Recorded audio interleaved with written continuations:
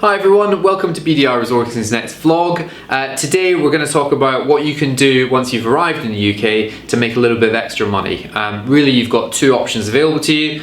One is to do bank work within your hospital, the one who's sponsoring your visa, and the second is to do agency locum work through a company. So we're going to talk about the advantages and disadvantages of both of those.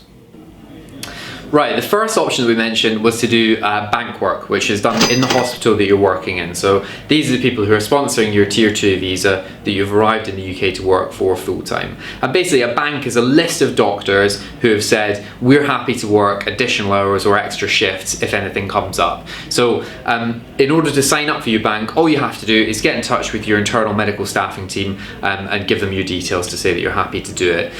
One of the advantages of signing up to the bank is that if there are any additional shifts that can be done, then you guys would get first refusal. Hospitals will go to their bank staff before they go to an agency locum for cover. You'll get an increased rate, so you get paid as an hourly rate on top of your salary. It goes into your normal paycheck, so it doesn't come in as a separate income. And you could work as many bank shifts or hours as you want. There's no restriction because you're on a Tier 2 visa, because you're working for the sponsor. So if you have a spare day during the week, you might want to use your weekends, maybe some annual leave. It's a really good way to get extra experience, and a lot of the time your departments will be really happy just to get the extra help. Okay, so your second option for doing additional work in the UK once you arrive is to do an agency locum. Now basically what that means is that you're going to be employed by the agency and they're going to subcontract you out to another hospital to do work. So that means that you can do work in the local area for other hospitals, or you might decide to go further afield. So for example, if you're working in London, you might want to visit Scotland, and so you can pair up agency locum work with visiting other parts of the UK. It could be Wales, Northern Ireland, other parts of England, wherever it might be. So really good opportunity to sort of blend work and travel. Another main positive for locum work is that the rate of pay is particularly high. So it'll be higher than your normal salary. And obviously because you're paid on an hourly rate, it would be higher than a bank salary.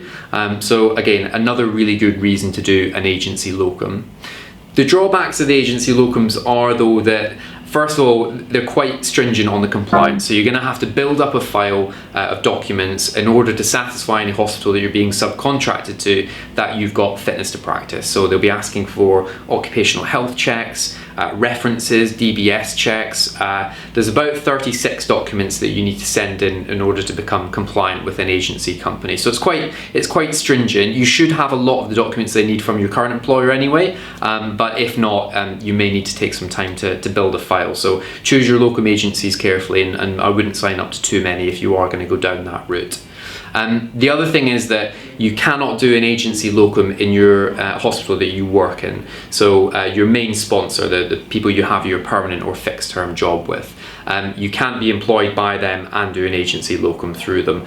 It's not allowed. It would be a huge conflict of interest. So you wouldn't be able to work in a familiar setting. And I guess that's the other part of locum work, is that locums are parachuted into hospitals that are really, desperate for help.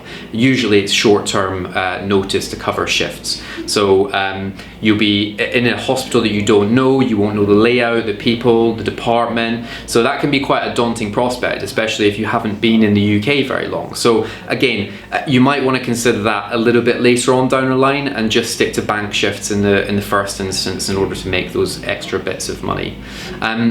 Because you're being parachuted in, you're probably not going to get a lot of the support. The departments will expect a degree of autonomy. You'll be expected to see patients. You won't have to do any management work, but you will have to have a degree, as I say, of autonomy. Finally, the other thing to bear in mind is that because you're on a Tier 2 visa, you would only be able to work for up to 20 hours per week under the Home Office guidelines through an agency. So obviously if you're doing bank shifts, it's as much or as little as you can manage and that the hospital's happy with. If you're going to do it through an agency, 20 hours per week is a limit. So rather than doing a Monday to Friday 9 till 5 locum and a week of annual leave, you might have to split that up into 2.5 8-hour shifts per week if you're going to go down that route. If you are from the European Union, so you've got a right to work in the UK, or you have indefinite leave to remain, that's not a problem. You can do as much locum work outside of your other job as you can. And those are the sort of main pros and cons. Obviously, if you have any questions, feel free to get in touch with us. Other than that, we look forward to joining you on the next vlog very soon. Thank you.